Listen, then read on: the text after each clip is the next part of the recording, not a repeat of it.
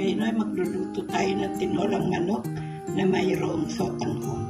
Ang halo ko ho ay ang pakpak ng manok na napakaganda na binili ko sa Waitrose. Ito ho ay first class na pakpak ng manok, sayote, sibuyas, luya, bawang, at pampasarap, mantika, patis, at ang kanyang spinach. Pinapainit ko na ho ang mantika. At pag umpisa na tayo magluto, may sili pa rin pala ako. Dalawa. Sili verde.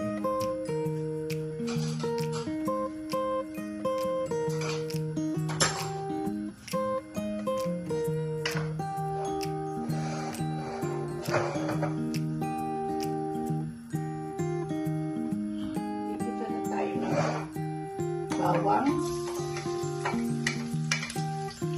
sibuyas, at luya.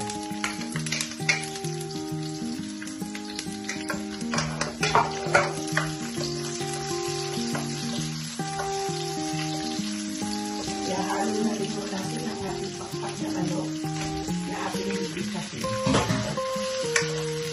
Ang ipitayin mo natin ang pakpak na manok po.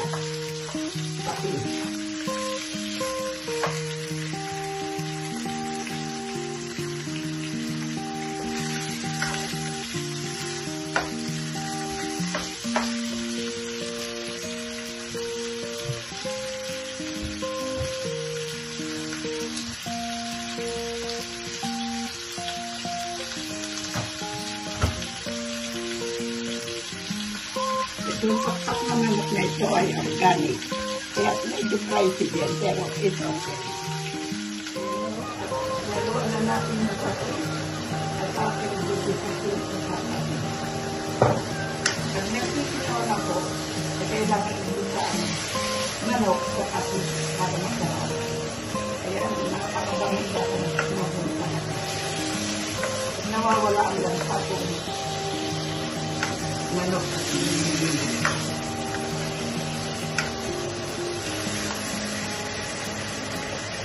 napakasarap.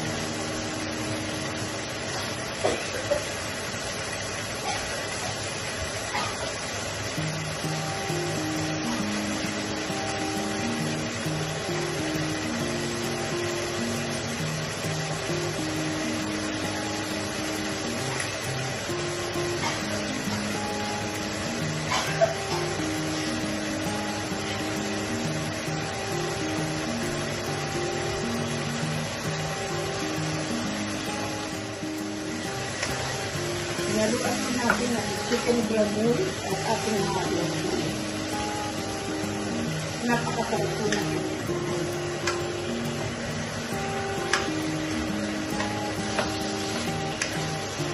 Yan naman mo ay nilapit na natin bigyan sa init na hindi.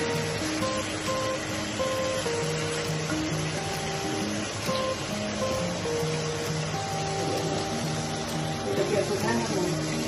Yan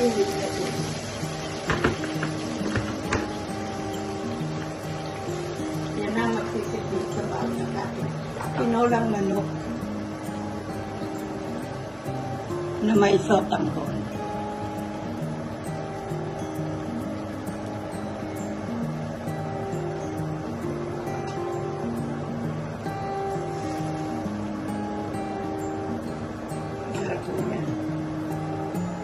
May sotanghon at spinach. Natin ng konting sabaw. Naglalagyan natin ng paminta.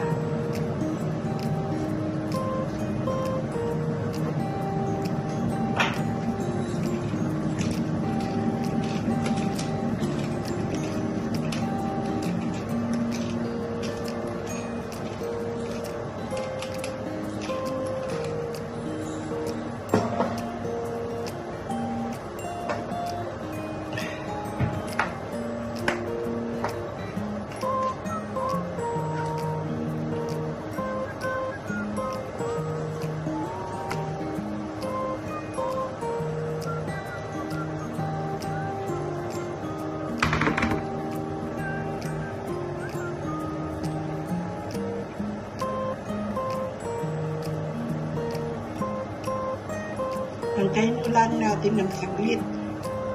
Kung malambot na ang kanyang manok at ang kanyang sayote, ay ihuhulog naman natin ang sotanghon. Tinapan ko muna at para lumambot ang kanyang manok at ang sayote bago natin ihuhulog ang sotanghon at ang spinach. Pagkatapos una na ilalagay natin ang dalawang sili na malalaki, yung mahaba, at ang spinach. Tapos na ho yan pagkatapos.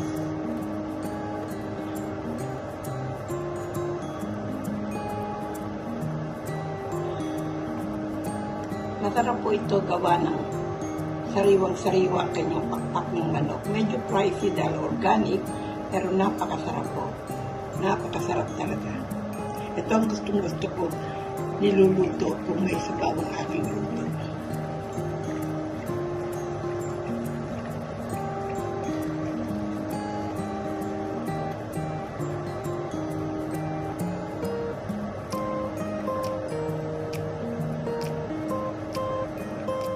Na lamang at ihulog na natin ang ating sotanghon at ang ating spinach pati na ang kanyang mahabang sili. At pagkatapos uno na itapos na yun.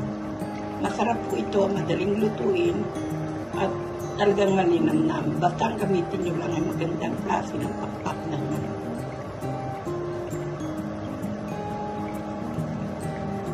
Ako lang naman ang kakain ito dahil ang anak ko hindi kumakain ng lutong Pilipino.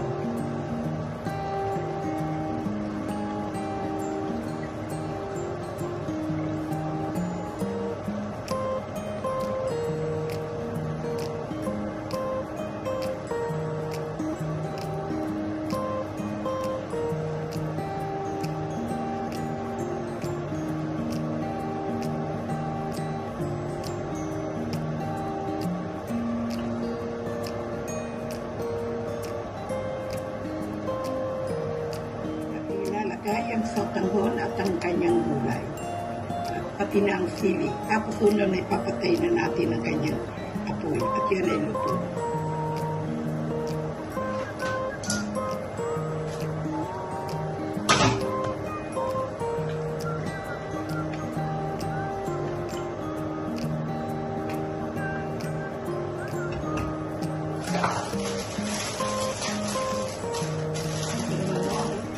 Na ating ihahat.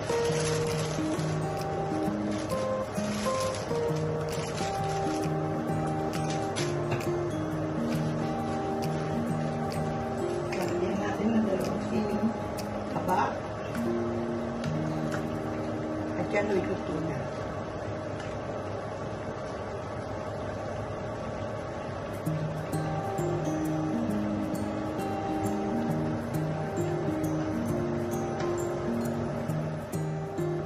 Ito na ho ang ating finished product ng ating nilutong tinolang manok na may sotanghon. Ang hinalo po sa kanya ay katulad ng pinakita ko sa kanya at sa inyo ay sayote lang at sotanghon at spinach. Yung lang ang hinalo ko at dalawang siling haba. Masarap po ito at napakadaling lutuin. Maraming pong salamat sa inyong lahat at sana itaklikin ninyo ang aking pagluluto. Nagpapasalamat po ako ng marami sa inyo. Maraming salamat sa lahat. Ito na po ang pre-finished product ng aking niluto na tinolang manok na may sotanghon at sayote.